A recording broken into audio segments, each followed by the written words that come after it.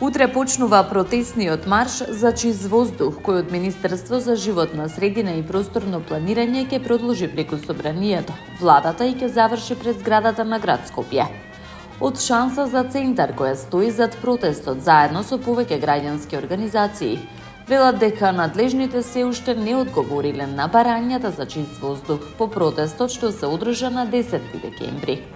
Протестираме бидејќи секоја година повеќе од 3800 луѓе во Македонија ги губат своите животи како директна последица на изложеноста на штетните честички.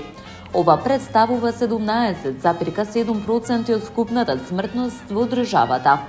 Особено загрижувачки е фактот дека едно од 9 починати деца под една година го губи животот поради загадениот воздух, се наведува во повикот за протестот. Протестот го поддржаа и Зелен хуман град, Скопје Смок Аларм, Независни за Карпош, од2 иницијативата Зелените од Газибаба, иницијатива за ослободување од еднократна пластика. На точак, биди зелен и слободен на говорот.